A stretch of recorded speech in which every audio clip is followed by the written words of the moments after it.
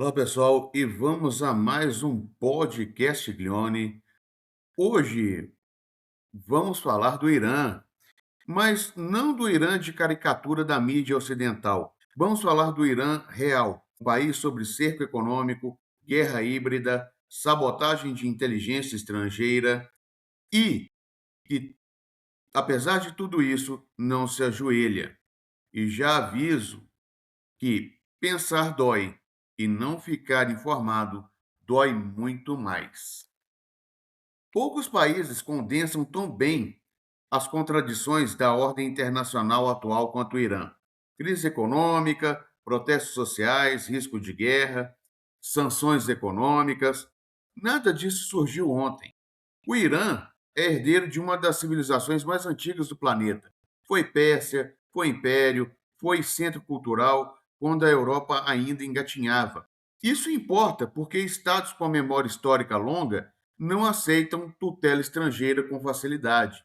E a relação com o Ocidente sempre foi ambígua: abertura seletiva, resistência persistente e rejeição estrutural à submissão. E quem ignora isso não analisa, simplifica para manipular. Falando da Revolução de 1979, a Revolução Iraniana não caiu do céu nem foi um surto teocrático. Ela foi resposta direta ao regime do Shah Pahlavi, um ditador sustentado pelos Estados Unidos desde o golpe de 1953 que derrubou Mossadegh. Aí tivemos modernização subordinada, petróleo para fora, repressão interna, crescimento concentrado e soberania inexistente. A revolução foi plural: esquerda, trabalhadores, estudantes, religiosos e nacionalistas. O poder clerical se consolidou depois numa correlação de forças moldada por repressão e guerra. Aí houve as guerras, as sanções e o Estado sitiado. Logo após a Revolução, o Irã foi jogado na guerra Irã-Iraque, financiada e armada pelo Ocidente. Esse conflito fundou o Estado sitiado. Desde então, o Irã vive sob sanções, vigilância, pressão e ameaça constante. Isso molda tudo: economia, política, instituições. E aqui é preciso ser claro: as sanções não são da ONU, são dos Estados Unidos. Washington usou o dólar, o sistema financeiro, as sanções secundárias para punir qualquer país ou empresa que negocie com Teherã. A Europa obedece por dependência financeira. Isso é guerra econômica e não diplomacia. Agora, vamos ao ponto que a mídia faz com que você não veja. Os protestos recentes no Irã não são espontâneos no sentido político. A insatisfação real, sim, mas há uma operação ativa de inteligência estrangeira.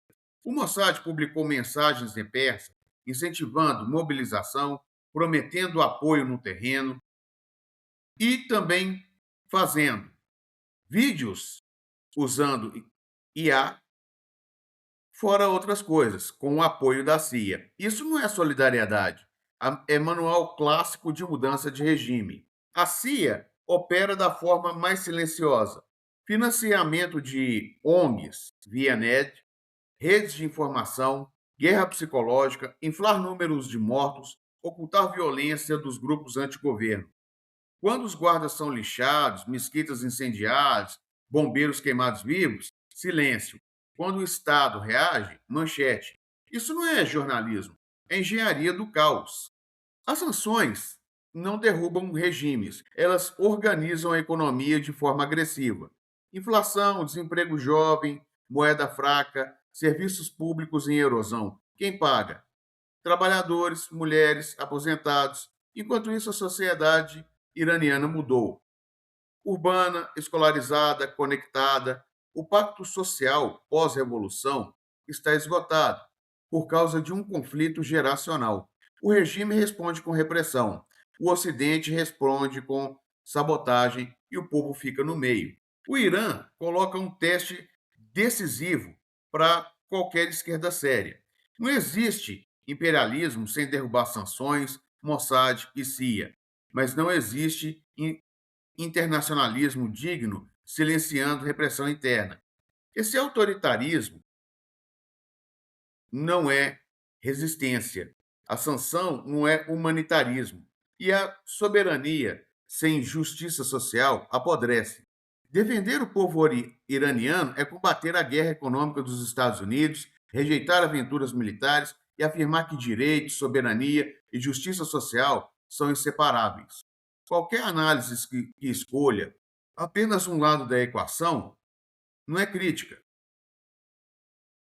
mas devemos ver que o Irã, desde muito tempo, sofre bastante com sanções, com essas guerras psicológicas, midiáticas, e vemos que isso vai levar um bom tempo.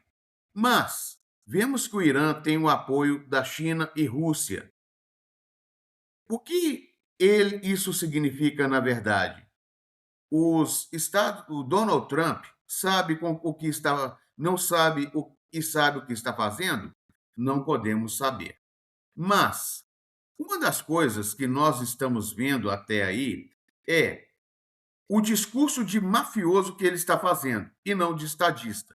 A mídia agindo como um croupier desse cassino geopolítico, inflando números, ocultando fatos, empurrando o mundo para mais uma guerra humanitária. A verdade incômoda é simples. A mídia ocidental ela não informa, ela opera. As ONGs não monitoram direitos humanos, gerenciam consentimento. A mudança de regime continua sendo um nome elegante para imperialismo velho com maquiagem nova. Aqui, a gente não compra delírio, a gente olha a realidade material, mesmo quando ela atrapalha o roteiro de Washington. Agora, para o fim, vamos dizer aquilo que sempre dizemos: pensar dói, mas não ficar informado dói muito mais ainda. Até o próximo podcast Glione.